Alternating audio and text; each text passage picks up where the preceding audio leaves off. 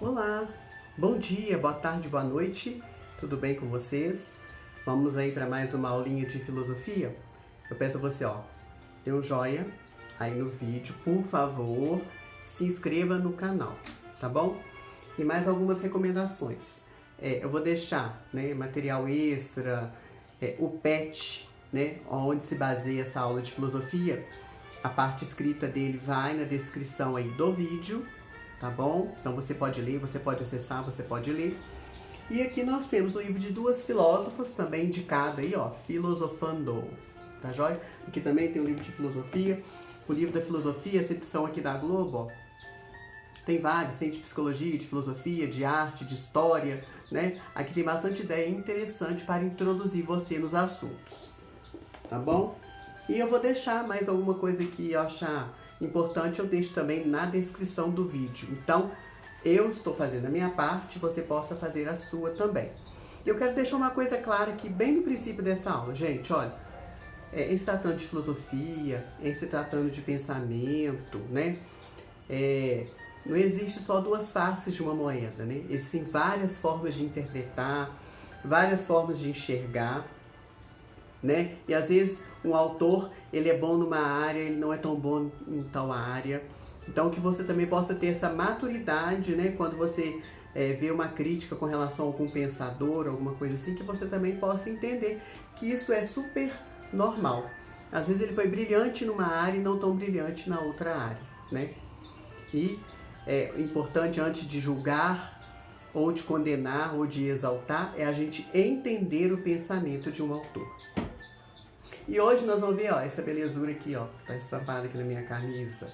Quem é ele? Quem é? Baruch de Spinoza, ou Baruch Spinoza. Quando eu fui estudar ele, eu pensava assim que ele era holandês, ou que ele era alemão, né? Mas aí eu fui, assim, estudando um pouquinho a história dele, eu fui entendendo de onde que ele é, e ele tem uma ligação muito forte conosco, né? Conosco, que eu falo com a gente brasileiro, né? Aí vocês vão entender por quê. Eu quero que você pesquisa para entender por que eu tô falando isso. Eu não vou falar isso, porque senão não vai dar tempo de eu falar tudo que eu tenho que falar nessa aula, tá bom? Então é importante que você também estude um pouco da vida, né, de um determinado pensador. Mas aqui não é para isso. Aqui nós vamos ver duas ideias básicas dele. Na última aula, né, a primeira aula nós falamos de consciência, nós estamos no PET 4. Primeira aula a gente falou de consciência, a segunda aula de corpo e mente. E hoje a gente vai dar continuidade a isso, né? Nós vamos falar o que o Spinoza pensa do corpo e da mente, como que ele vê essa questão. E dentro do século XVIII, do século dele, 17, 18 e 19, o Spinoza, ele foi uma exceção. Por quê? Porque ele não separou a alma de corpo, ele não separou corpo de mente. E você vai entender por quê. Ele elaborou um pensamento que a gente conhece como paralelismo. Ou seja, corpo e alma agem de maneira paralela, né? Um não é mais que o outro, um não é melhor que o outro, um não é maior que o outro. O que ele quer dizer é que cada um age paralelamente e cada um age a seu modo, né? Ou seja, o corpo e a mente fazem parte do mesmo esquema e cada um age a seu modo. Nenhuma é melhor do que a outra, nenhuma é pior do que a outra. Elas agem de maneira paralela. Isso vai derrubar os gregos, né, que muitas vezes exaltam a mente em detrimento do corpo. Platão, por exemplo, fala que o corpo é o cárcere da alma. Imagina, ele está indo aí já totalmente contra Platão, contra outros filósofos. O René Descartes mesmo, que a gente viu na última aula, que vai dizer que se eu penso, logo existo, ou seja, tudo começa com o pensamento, né? Então, o Spinoza, é uma exceção. Então, para ficar bem simples para você entender, é paralelismo, né? Corpo e a mente O corpo e a alma agem, né, cada um a seu modo, né? Cada um a seu modo paralelamente, dentro do mesmo esquema, dentro dos mesmos trabalhos, né? Todas as duas são ativas e são passivas, todas as duas categorias, alma e corpo, corpo e mente, todas as duas são passivas, são ativas, ou seja, não há, né, não há superioridade, não há uma que seja melhor do que a outra. E se tratando da ética, ele se preocupa com o seguinte, né, que nós temos paixões, nós, seres humanos, a gente somos afetados por paixões, que são paixões que nos levam à alegria ou paixões que nos levam à tristeza, né? E ele vai dizer o seguinte, né? Ele vai dizer o seguinte, que estas paixões, elas podem crescer aumentando a nossa alegria ou diminuir aumentando a nossa tristeza, né? Então, como é que eu vou resolver essa questão, né? Como é que eu vou resolver? Ele vai falar assim, ó, não é uma ideia que vai melhorar a minha paixão, não. Mas são boas paixões, né?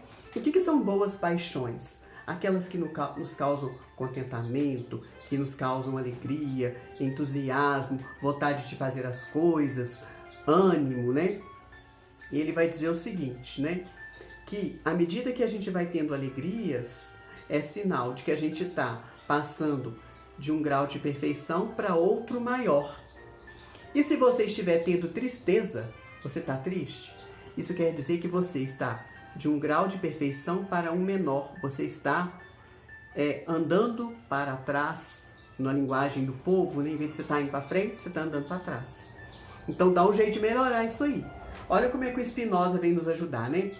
Como que estão as suas paixões? Mais para o lado da tristeza ou mais para o lado da alegria?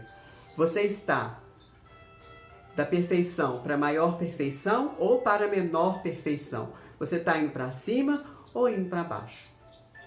Aí ele vai dizer o seguinte, sabe qual é o nosso mal? O mal da nossa alma, o mal do nosso ser? É a ignorância. Eu achei isso tão legal, aprender isso, né? A ignorância, gente... Como que a gente faz coisa errada por causa da ignorância, como a gente é passado para trás por causa da ignorância, como nós somos mal educados com as pessoas por causa da ignorância. E a ignorância não é na brutalidade, não é nesse sentido, é no sentido de realmente de não conhecer, tá? Então, ó, Baruch Spinoza, o que nós aprendemos dele hoje? Nós aprendemos que nem o corpo nem a alma são melhores, são melhores uns que os outros. Ambos agem de forma paralela, não tem causa e efeito nenhum no outro. Não existe causalidade aí, né? Eles agem de forma paralela, né? E que nós devemos nos aperfeiçoar com boas paixões, né? Então que você possa ler o material e se aprofundar, né? Entender um pouco do Baruch Spinoza. Eu achei ele assim bem interessante. Ó, e vamos sair da ignorância, vamos ler. Não é só esperar o Timarquinho aqui para falar, não. O professor aqui falar, não. Né? Às vezes a pessoa fala assim, nossa, mas o vídeo dele foi pouco. Aí ele não abordou isso, não abordou aquilo. Gente, por mais que eu queira, se eu quisesse ficar aqui 365 dias por ano, eu não daria conta do conteúdo e do conhecimento que tem no mundo. Então que você também possa pensar dessa forma, tá bom? Quer sair da ignorância? Quer sair da tristeza? Quer mudar o seu grau de perfeição? Então, ó, já começa aí lendo Baruch Spinoza, tá bom? Bom dia, boa tarde e boa noite. E lembrando, ó, paralelismo é uma nova forma de superar essa dicotomia entre corpo e alma, entre corpo e mente. Até a próxima!